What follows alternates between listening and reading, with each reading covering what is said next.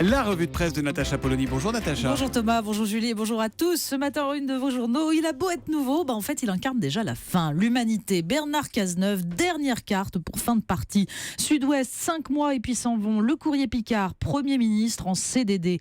L'Écho de la Haute-Vienne, crépuscule. Et la suite se lit en une du Canard enchaîné. Après la candidature de Valls, le cauchemar du PS. Noël au Macron, Pâques au Fillon. On commence à l'école. Mais oui, et le pire, c'est que tout le monde semble finalement s'être habitué. Le Figaro, éducation, la France, toujours aussi médiocre. Direct Matin peut mieux faire. Libération, école, pourquoi on ne progresse pas? Tous les journaux soulignent à quel point la France amplifie les inégalités scolaires, à quel point le nombre d'élèves en difficulté augmente.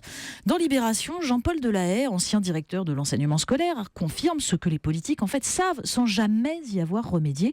Nous dépensons 15% de moins pour notre école primaire que les autres pays. Il se garde bien de préciser que c'est une question de rapport de force syndicale.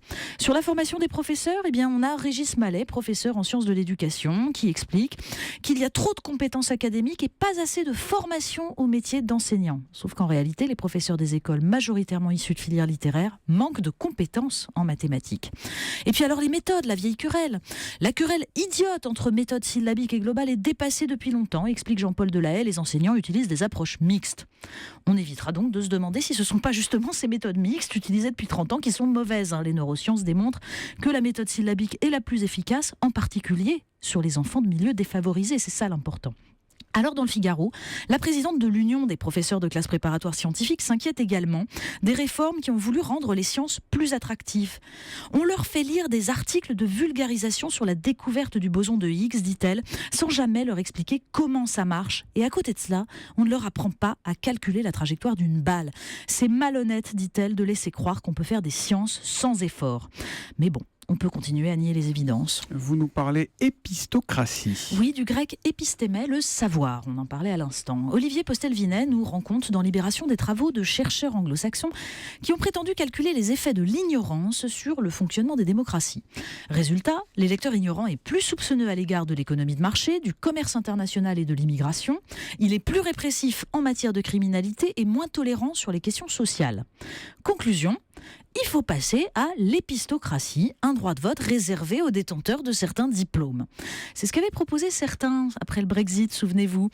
Ils oublient seulement que les moins diplômés sont en général dans les classes sociales qui bénéficient le moins du libre marché et de la concurrence généralisée. Vous nous parlez des jouets, c'est votre côté Maman Noël à vous aussi, comme Exactement, Julie, puisque comme tout ça, on est en plein calvaire des courses de Noël. Eh bien, la Croix pose une question fondamentale. Les jouets éducatifs le sont-ils vraiment ? Sous l'influence des pédagogues, le jeu a quitté la sphère du pur divertissement pour devenir un support d'éducation. Une obsession de la performance qui a été récupérée par le mercantilisme. Alors éveil, maîtrise des chiffres, concentration, tout cela fait oublier, nous dit la Croix, que rien ne développe plus l'imaginaire de l'enfant que de le laisser jouer librement et même de l'inviter à observer les étoiles. Un peu de politique pour finir. Mais oui, la déclaration de candidature de Manuel Valls suscite quand même quelques commentaires ironiques. Dans le Figaro, Vincent Trémollet-de-Villers salue l'effort des politiques pour prendre le RER, parce que, dit-il, la campagne, ça commence toujours en banlieue. Bon, il remarque aussi cette foule qui paraissait sélectionnée sur de pointilleux critères diversitaires derrière le candidat.